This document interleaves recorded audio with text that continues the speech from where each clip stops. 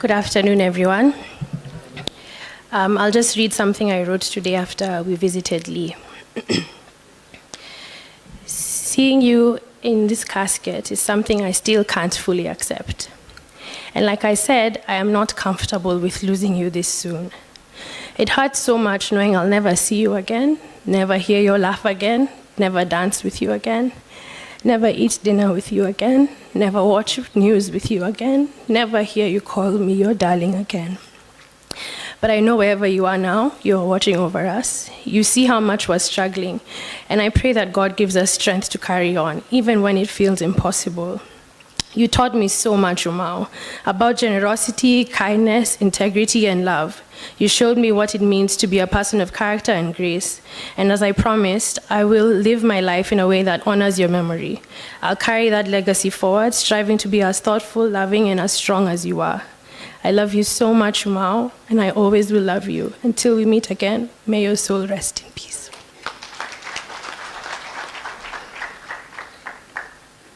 Munyao. Today feels different because it's the last time we'll get to see you, Munyao.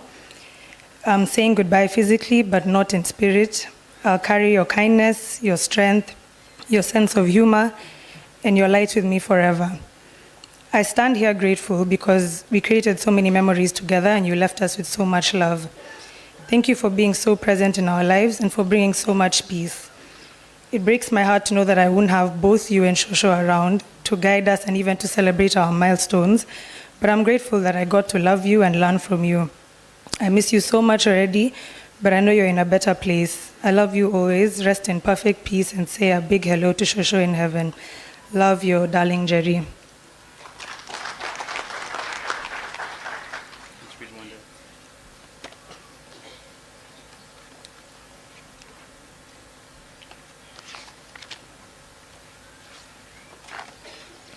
I'll read my sister's tribute as well.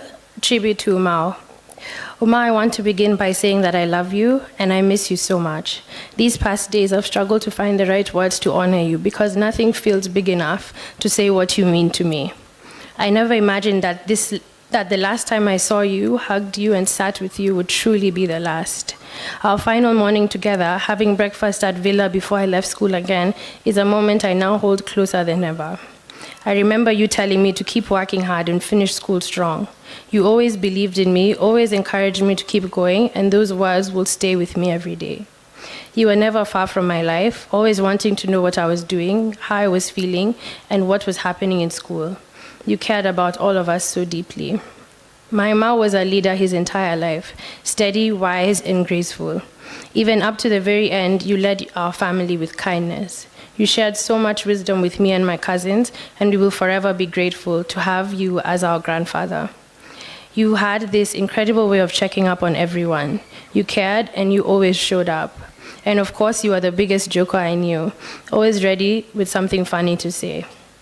Every conversation I had with you had so much laughter, and that joy is something I will never forget. It hurts me deeply that I didn't get a chance to say goodbye, and that is pain I'm still learning how to keep. But I find comfort in knowing that you are resting now, peacefully and united with Shosho, just the way it's always been. I hope you knew how much I loved you, how much I still love you, and how much I will always miss you. Your darling Mwende. Hello, good afternoon. So my sister is also not here, so I'm representing her. I'll start by reading a short part of her tribute. He wasn't a quiet background character in life, he was a presence, a force, someone who knew how to command a room and someone who knew how to soften when he was with the people he loved the most. We didn't just lose a grandfather, we lost a man who shaped our family's story. We lost a man who loved fiercely, fought for what he believed in, and who showed us strength and humor can exist in the same person. His legacy isn't just memories, it's an example he left behind. His story doesn't end here, it continues in every one of us who are changed by knowing him. And from me, Zoe, his namesake. I was fortunate to spend some time living with him and Suso when I was young, and to spend countless summers at the villa. I'm so thankful for these moments. I'd be a completely different person without them.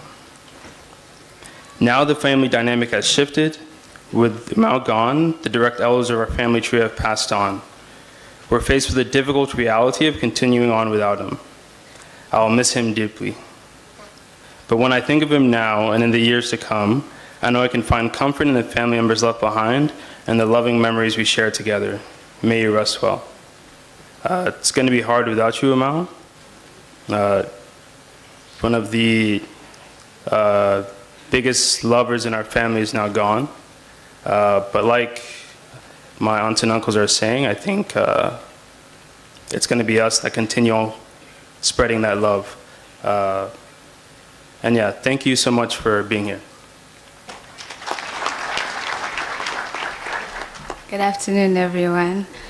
My name is Sarah Mateta, and I'll start by saying how all this felt like a dream at first when doing arrangements at Villa, going every day, seeing new people. It felt different not having Umar there, because I'd just go and I'll go upstairs and I'd surprise him. I'd be like, surprise, I'm here. But I don't have that anymore. When I first saw Umar, on like Tuesday, it hit me and I didn't have any words to say to him, even today. But I wanted to say I'm so grateful to have known my grandfather the way I did. He made me feel special, he made me feel seen, and I'm grateful for all the moments I have that I've written in my tribute. I miss him so much, I miss him dearly, and I love him so much. But I know all is well and he is with Shosho. May he rest in peace. We'll also be reading tributes from our baby cousins that their parents wrote on their behalf. So I'll start with Jojo's. Jojo loved his Umao deeply, and they lovingly called each other Wasa. He's named after his two grandfathers who share the name Joseph. Some of his happiest moments were the simple ones, sitting with Umao, sharing a laugh, getting a haircut together with George, using his walking sticks and hats at will, or just being close to each other. Even at 4, he knew he was very safe and very loved in Umao's arms. Thank you, Dad, for loving him so much and for making time to be there for him, picking him up from school, the pancake visits at the villa after school, which he will miss so much. His first question when he would always call would be, "How is my Wasa and my darling? Please keep looking out for them from above."